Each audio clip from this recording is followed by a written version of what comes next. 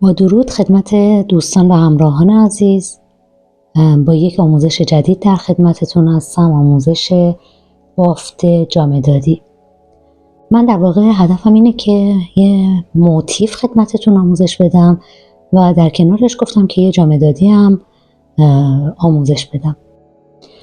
در ابتدا درون حلقه جادویی 16 پایه بلند میبافیم و انتهای کار رو با یک بست به هم اتصال میدیم.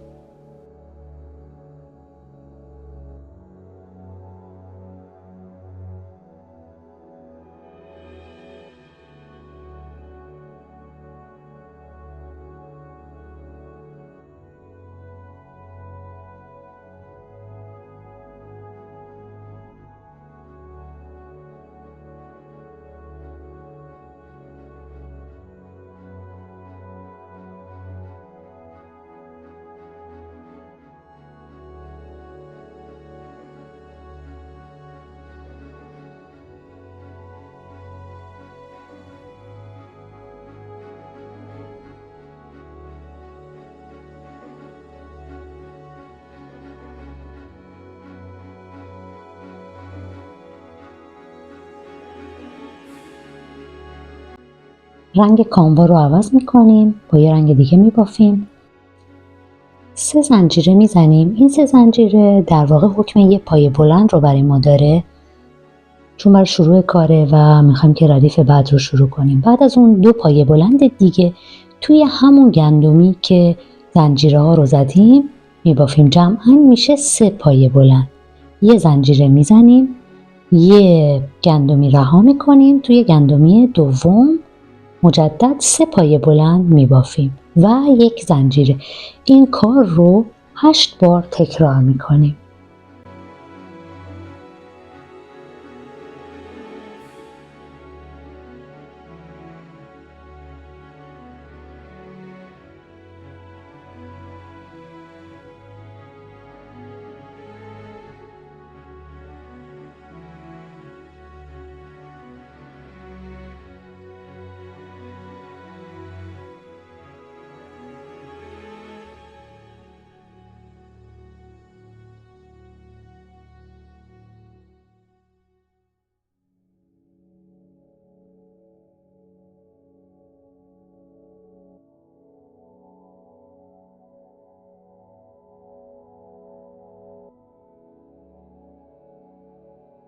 انتهای کار رو با یک بست به هم متصل میکنیم. مجدد کاموا رو تغییر رنگ میدیم.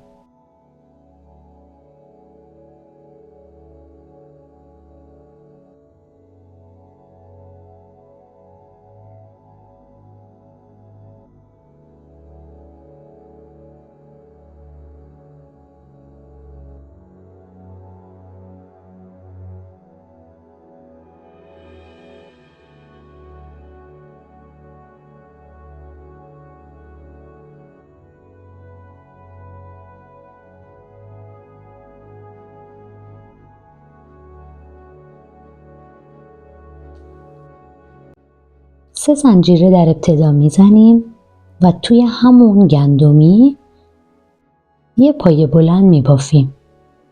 3 زنجیره میزنیم و 2 پایه بلند دیگه توی همون گندمی میبافیم.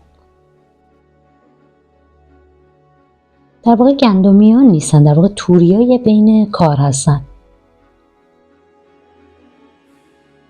حالا توی توری بعدی 2 پایه بلند میبافیم، 3 زنجیره، مجدد 2 پایه بلند. این کار رو تا انتها تکرار میکنیم.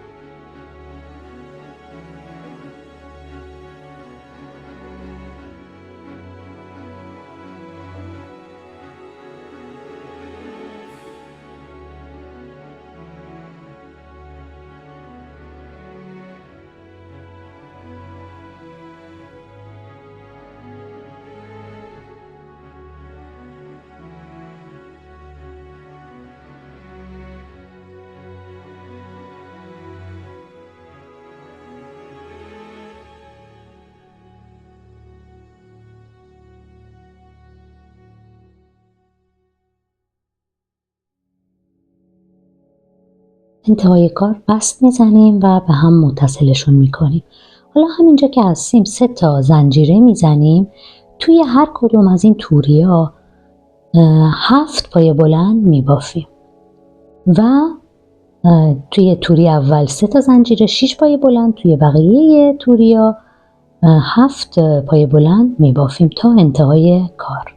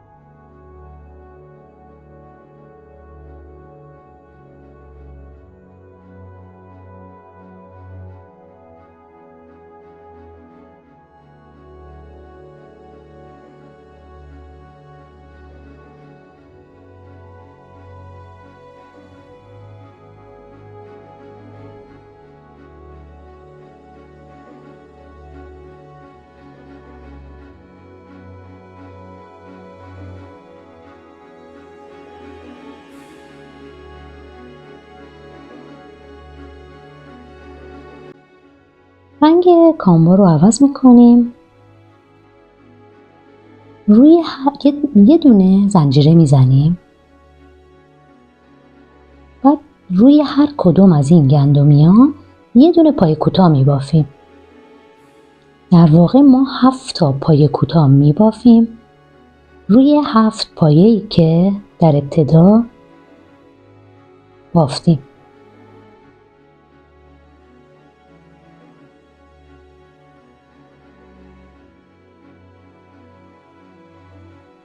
ما بعد از اینکه 7 پایه کوتاه رو بافتیم، روی 7 پایه بلند ردیف قبل برای اتصال اون 2 تا 7 پایه بلند وسطشون یه فاصله هستش. اونجا که رسیدیم میایم یه پایه دوبل میبافیم، ولی روی 2 ردیف قبل از این ردیف. همینطور که میبینید روی 2 ردیف قبل تر یکی از گندمی‌ها رو که پایین همین گندمی هستش رو میگیریم و یه پایه دوبل میبافیم. مجدد 7 تا پایه کوتاه میبافیم روی 7 پایه بلندی که داشتیم تا به اتصال 7 پایه بلند بعدی که روی توری بعد بافته شده برسیم. دوباره اینجا یک پایه دوبل میبافیم روی گندمی 2 ردیف پایین تر.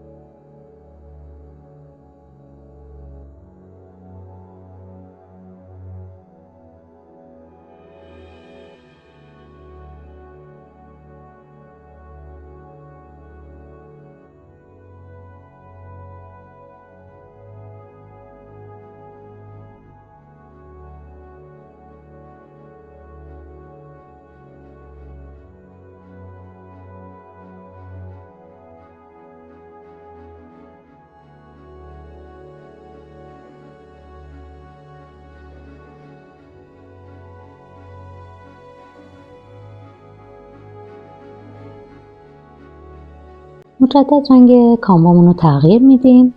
یه دونه زنجیره میزنیم، 4 پایه کوتاه در ادامه میبافیم روی اون 7 پایه کوتاهی که داشتیم. در واقع با اون یه زنجیره که زدیم در ابتدا میشه 5 پایه کوتاه. 2 تا از گندمیایی که الان دیدید 2 تا از گندمیایی که در انتها داشتیم رو نگه میداریم. روی گندمی اول یه پایه بلند میزنیم، روی گندمی دوم در واقع میایم یک پایه بلند 3 مرحله‌ای میبافیم و روی اون گندمی که ما پایه دوبل زده بودیم یک پایه دوبل میبافیم. 2 تا زنجیره میزنیم مجدد رو همون گندمی که قبلا پایه دوبل زده بودیم ردیف قبل، یه پایه دوبل دیگه میزنیم همونطور که میبینید. بعد روی پایه بعدی، روی گندمی بعدی یه پایه بلند 3 مرحله‌ای و روی گندمی بعد یه پایه بلند میبافیم. به این صورت میشه. حالا دوباره 5 تا اینجا پایه کوتاه میزنیم روی این گلمون، 5 تا پایه کوتاه روی گل بعدیمون میزنیم و یه دونه هم بینشون اتصالشون بوده که میشه در واقع 5 تا و 5 تا یه دونه اتصالشون که یه پایه دوبل بوده میشه 11 تا پایه کوتاه میبافیم. در واقع ما اینجا میخوایم که شکل موتیفمون رو به صورت مربع در بیاریم. هدفمون این هستش. بعد از اینکه 11 پایه کوتاه زدیم مجدد به گل بعدی که رسیدیم یه پایه بلند، یه پایه بلند 3 مرحله‌ای و یک پایه دوبل روی پایه دوبل ردیف قبل میزنیم. 2 زنجیره مجدد تو همون گندمی یک پایه دوبل میبافیم، یک پایه بلند 3 مرحله‌ای، یک پایه بلند و 11 تا پایه کوتاه. این رو در واقع 4 بار این کار تکرار میشه تا انتهای کار.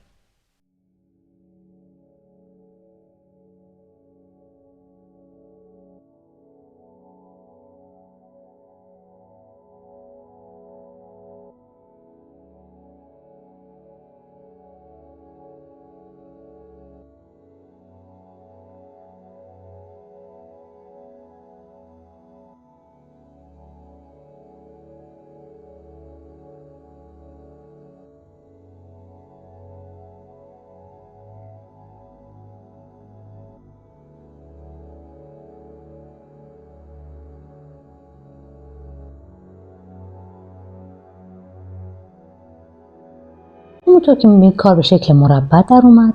اینجا 3 زنجیره میزنیم و روی هر کدوم از گندمی ها یه دونه پایه بلند میبافیم تا به گوشه کار برسیم. در گوشه کار 2 پایه بلند میزنیم، 2 زنجیره و 2 پایه بلند و کار رو همینجور ادامه میدیم تا انتهای کار.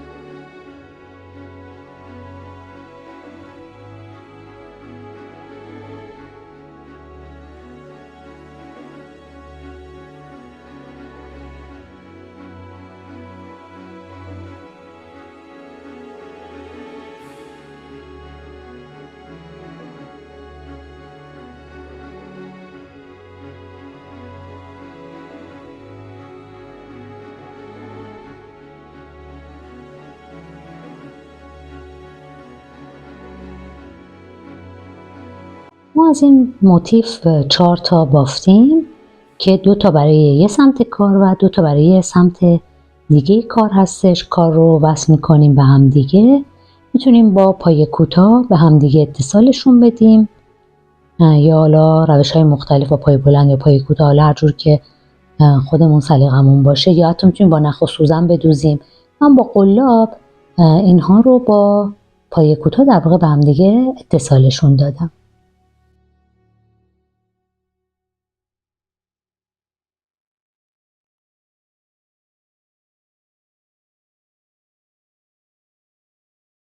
گوشه های کار رو 2 تا پایه کوتاه زدم و روی هر کدوم از اون گندمی ها رو به هم متصل کردم. یعنی توی طول مسیر هر گندمی رو به هم متصل کردم و گوشه های کار رو توشون 2 تا پای کوتاه زدم.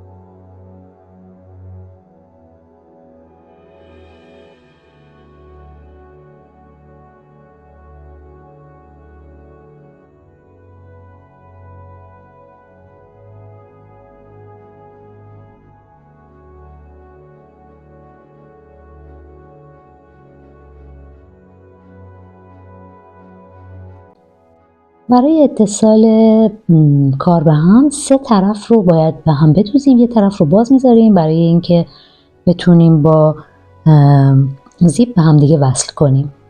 3 طرف کار رو هم به همین صورت مجدد با پای کوتاه میبافیم.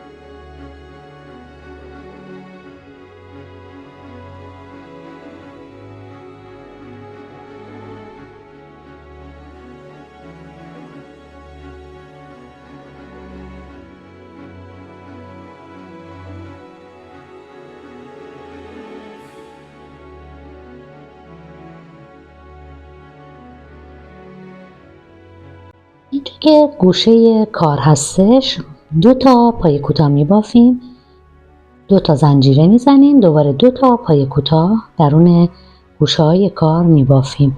وسط کار هم که دوباره اینو میبافیم، همینجور با پای کوتاه به هم وصل میکنیم کارو. وسط کارم که 2 تا گوشه هستش، داخل هر کدوم از گوشه ها 2 تا پای کوتاه میبافیم و به این صورت کارمون چین نمیخوره و جمع نمیشه.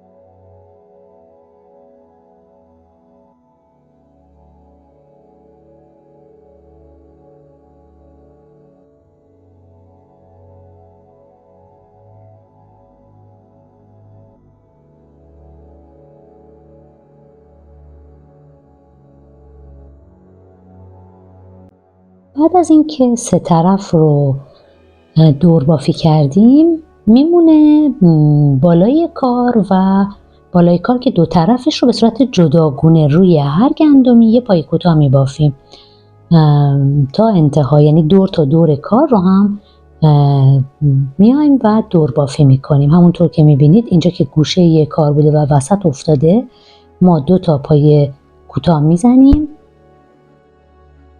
کار رو به هم اتصال میدیم، کار قبل رو هم به کار جدیدمون اتصال میدیم، 2 تا پای کوتاه دیگه داخلش میبافیم تا انتهای کار.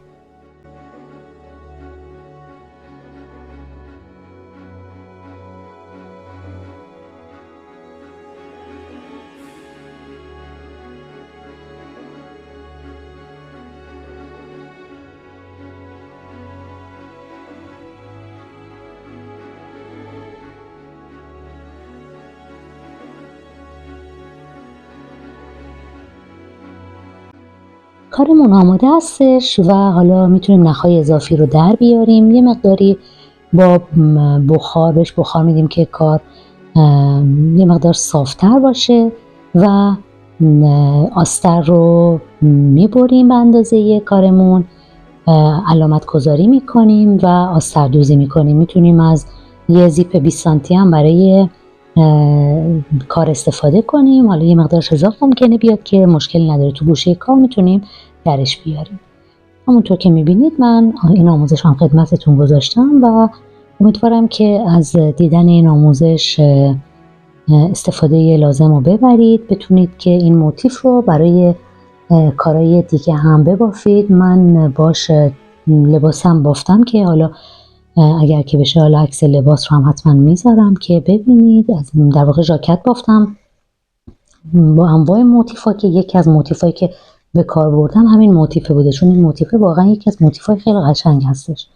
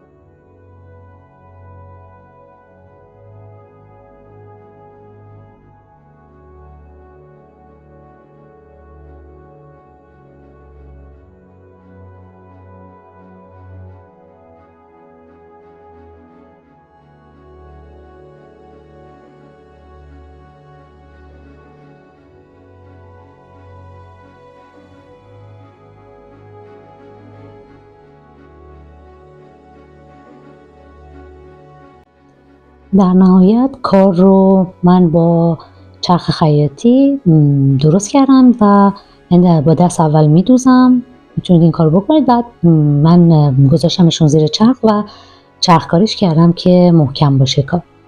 امیدوارم که از دیدن این آموزش لذت برده باشید، بتونید استفاده کنید. متشکرم که تا آخر این ویدیو رو تماشا کردید. لطفاً لایک کنید اگر که دوست داشتید و به دوستانتون هم کانال من رو معرفی کنید. با تشکر، بدرود.